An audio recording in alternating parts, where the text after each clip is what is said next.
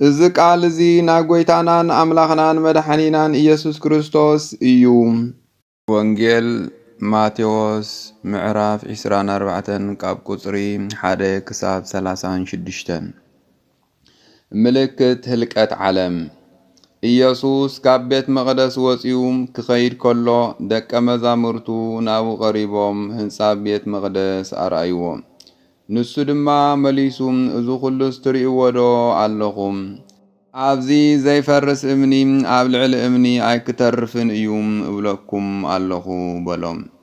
ኣብ ደብረ ዘይቲ ተቐሚጡ ከሎ ደቀ መዛሙርቱ ብሕት ኢሎም እዚ መዓዝ እዩ ዝኸውን? ናይ ምምጻእካን ናይ ህልቀት ዓለምንከ ምልክቱ እንታይ እዩ? እስከ ንገረና እናበሉ ናብኡ ቀረቡ። ኢየሱስ ከዓ ከምዚ በሎም፣ ሓደ እኳ ከየስሕተኩም ተጠንቀቑ። ኣነ ክርስቶስ እየ እናበሉ ብዙሓት ብስመይ ክመጹ እዮም፣ ንብዙሓት እውን ከስሕቱ እዮም። ውግእን ወረውግእን ክትሰምዑ ኢኹም፣ ኣስተውዕሉ ኣይትሰንብዱ። እዚ ኩሉ ብግድን ክኸውን እዩ፣ እንተኾነ መወዳእታ ሽዑ ኣይኮነን። ህዝቢ ኣብ ልዕሊ ህዝቢ መንግስቲ እውን ኣብ ልዕሊ መንግስቲ ክለዓል እዩ። ኣብ ኩሉ ቦታታት ከዓ ረሃብን ምንቅጥቃጥ ምድርን ክኸውን እዩ። እዚ ኩሉ መጀመርታ ቅልውላው እዩ። በቲ እዋን እቲ ንመከራ ሓሊፎም ክህብኹምን ክቐትልኹምን እዮም። ስለ ስመይ ከዓ ብኩሎም ኣሕዛብ ጽሉኣት ክትኮኑ ኢኹም። ሽዑ ብዙሓት ክኽሕዱ ንሓድሕዶም ኣሕሊፎም ክዋሃቡን ንሓድሕዶም እውን ክጻልኡን እዮም። ብዙሓት ሓሰውቲ ነቢያት ክትንስኡ ንብዙሓት እውን ከስሕቱ እዮም። ብሰንኪ ብዝሒ ክፍኣት ከዓ ፍቕሪ ብዙሓት ክትዝሕትል እያ። እቲ ክሳዕ መወዳእታ ዝዕገስ ግና ንሱ ክድሕን እዩ። ንኹሎም ኣሕዛብ ምስክር ምእንቲ ክኸውን እዚ ወንጌል መንግስቲ እዚ ኣብ ሙሉእ ዓለም ክስበኽ እዩ። ሽዑ መወዳእታ ክኸውን እዩ።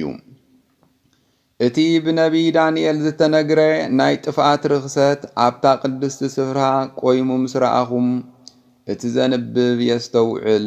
እቶም ኣብ ይሁዳ ዘለዉ ናብ እምባታት ይህደሙ። እቲ ኣብ ዝባን ናሕሲ ዝጸንሐ ኸዓ ኣብ ቤቱ ንዘሎ ክወስድ ኣይውረድ። እቲ ኣብ ግራት ዝጸንሐ ድማ ክዳኑ ክወስድ ኢሉ ንድሕሪት ኣይመለስ። በተን መዓልታት እቲአን ንጥኑሳትን ንመጥበውቲ ሕፃናትን ወይለአን። ህድማኹም ብኽረምቲ ወይ ከዓ ብዕለተ ሰንበት ምእንቲ ከይከውን ጸልዩ። ከመይ ሽዑ ካብ መጀመርታ ዓለም ሒዙ ክሳዕ ሎሚ ዘይኮነ ድሕሪ ሕጂ እውን ከቶ ዘይከውን ብርቱዕ መከራ ክወርድ እዩ። እተን መዓልታት እቲአን ዘይሓጽራ እንተዝኾናስ ስጋ ዝለበሰ ዘበለ ኩሉ ኣይምድሓነን ነይሩ።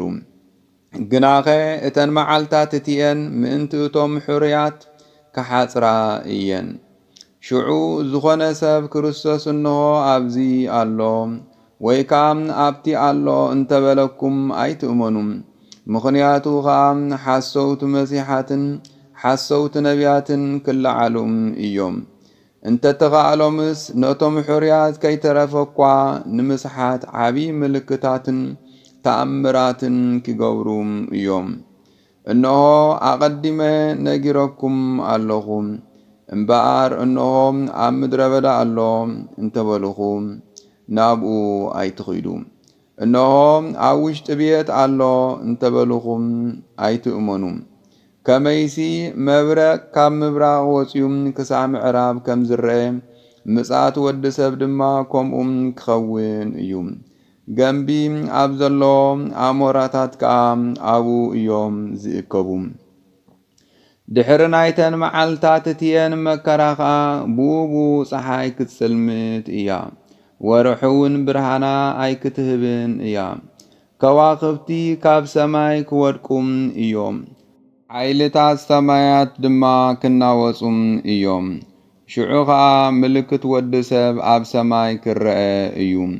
እነሆ ድማ ኩሎም ኣብ ዓለም ዘለዉ ወገናት ወዲ ሰብ ብሓይልን ብዓብዪ ክብርን ብደመና ሰማይ ክመጽእ ምስ ረኣይዎ ክበኽዩ እዮም። ንሱ ንመላእኽቱ ብብርቱዕ ድምፂ መለኸት ክልእኮም እዩ። ንሳቶም ድማ ንሕሩያቱ ካብ ሓደ ወሰን ሰማይ ክሳዕ እቲ ሓደ ወሰን ካብ ኣርባዕተ ማእዝን ክእክብዎም እዮም። ምስላኡ ካብ ኦም በለስ ተማሃሩ። ጨንፈራ ምስ ለምለመ ቆጽላው ምስ ጠጥዐ ሓጋይ ከም ዝቐረበ ትፈልጡ ኢኹም። ከምኡ ኸዓ ንስኻትኩም ነዚ ኩሉ ነገራት እዚ ምስ ረአኹም ኣብ ኣፍ ደገ ከም ዝቐረበ ፍለጡ። እዚ ነገራት እዚ ኩሉ ክሳዕ ዝፍጸም እዚ ወለዶ እዚ ከም ዘይሓልፍ ብሓቂ እብለኩም ኣለኹ። ሰማይን ምድርን ክሓልፍ እዩ፣ ቃለይ ግና ኣይክሓልፍን እዩ። ነታ መዓልቲ እቲኣን ነታ ሰዓት እቲኣን ግና ብዘይካ ኣቦ በይኑ ናይ ሰማይ መላእኽቲ ይኾኑ ወልዲ ኾነ ሓደ እኳ ዝፈልጣ የልቦን። ብወልዲ ዝኣምን ናይ ዘለዓለም ሕይወት ኣለዎ።